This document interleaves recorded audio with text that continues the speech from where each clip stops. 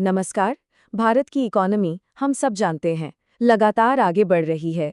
पर कभी सोचा है कि इस ग्रोथ के पीछे की असली पावर, असली ताकत क्या है?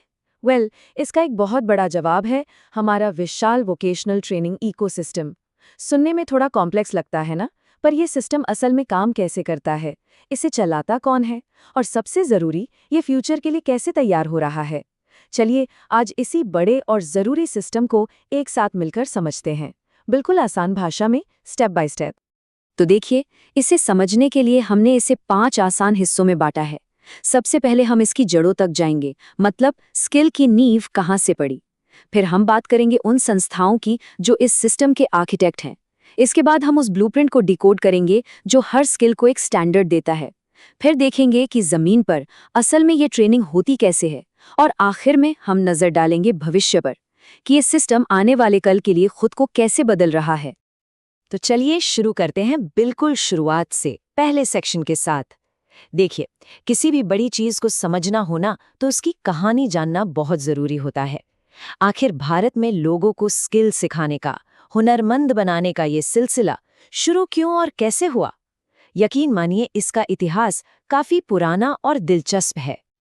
तो सबसे पहले ये समझते हैं कि जब हम वोकेशनल ट्रेनिंग या व्यावसायिक प्रशिक्षण कहते हैं तो इसका मतलब क्या है। बिल्कुल सिंपल भाषा में, ये वो ट्रेनिंग है जो किसी को एक खास काम, एक खास जॉब के लिए तैयार करती है। इसका मकसद सिर्फ एक है, लोगों के हाथ में हुनर देना, ताकि वो एक स्किल्ड कारीगर बन सकें और उन्हें अच्छा रोजगार मिल सके। बस इतना ही। और पता है, ये कोई नई चीज नहीं है। भारत में स्किल डेवलपमेंट की जड़ें तो आज़ादी से भी पुरानी है। सोचिए, इसकी फॉर्मल शुरुआत 1940 में हुई थी। उस वक्त वॉर टेक्नीशियंस को ट्रेन करने के लिए एक स्कीम लॉन्च हुई थी। फिर युद्ध के बाद 1946 में एक और स्कीम आई, और फिर 1950 में इन सब योजनाओं को मिलाकर एक प्रॉपर नेशनल स्ट्रक्चर बनाया गया। और यहीं से जन्म हुआ डीजीईटी का और उन आईटीआईज का, जिन्हें आज हम देश के कोने कोने में देखते हैं। ठीक है, तो इतिहास तो समझ आ गया, पर अब सवाल ये उठता है कि इतने बड़े सिस्टम को चलाता कौन है? कौन है वो संस्थाएं जो इसका पूरा फ्रेमवर्क बनाती हैं? तो चलिए अपने दूसरे सेक्शन में मिलते हैं इस सिस्टम के आर्किटेक्ट से। तो इस पूरे सिस्टम के टॉप पर समझिए कि जो मेन बॉडी है वो है डायरेक्टरेट जनरल ऑफ ट्रेनिंग, यानी डीजीटी।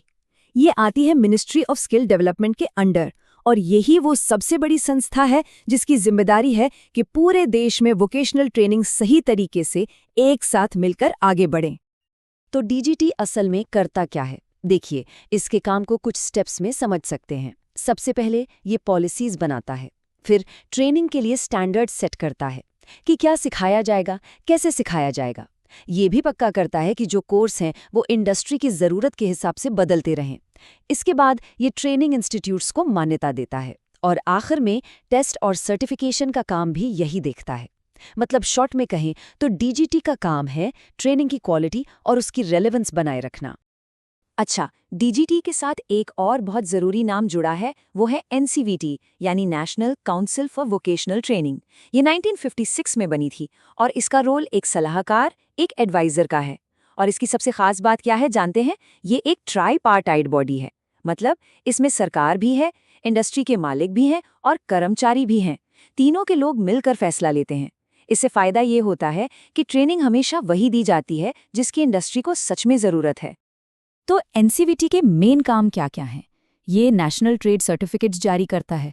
सिलेबस, इक्विपमेंट्स, ट्रेनिंग कितने समय की होगी, इन सब के लिए स्टैंडर्ड्स भी यही बनाता है। ट्रेड टेस्ट करवाना और इंस्टीट्यूट्स को मान्यता देना भी इसके कामों में शामिल है। कुल मिलाकर एनसीवीटी का मकसद ये पक्का करना है कि देश में कहीं भी ट्रेनिंग हो, उसकी क्वालिटी में कोई कमी ना हो, सब एक लेवल पर हो। चलिए अब आगे बढ़ते हैं हमारे तीसरे सेक्शन पर। आप सोचिए, जब इतने सारे कोर्सेज हैं, इतने सारे स्किल्स हैं, तो ये कैसे तय होगा कि सबका लेवल एक जैसा हो, सबको एक ही तरह से समझा जाए? यहीं पर रोल आता है नेशनल क्वालिफिकेशन फ्रेमवर्क का। इसे आप स्किल्स का एक स्टैंडर्डाइज्ड ब्लूप्रिंट कह सकते हैं। तो ये एनएसक्यूएफ आखिर है क्या? इसे एक सीढ़ी की तरह समझिए जिसके 10 पायदान हैं, लेवल 1 से लेवल 10 तक। ये हर तरह की क्वालिफिकेशन को, चाहे वो कहीं से भी ली गई हो, उसे नॉलेज और स्किल के आधार पर एक लेवल देता है। इसकी सबसे बड़ी खासियत ये है कि इससे फर्क नहीं पड़ता कि हुनर किसी बड़े कॉलेज से सीखा है या काम करते करते आया है। NSQF उस हुनर को एक पहचान और एक स्टैंडर्ड लेवल देता है।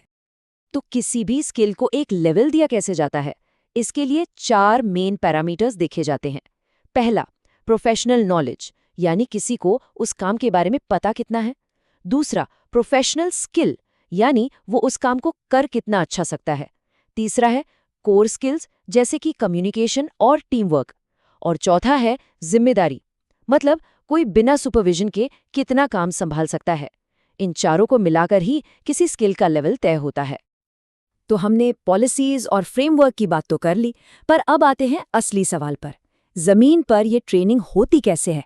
लोग सच में हुनर सीखने के लिए जाते कहाँ हैं और सीखते कैसे हैं? चलिए सेक्शन 4 में इसी को देखते हैं।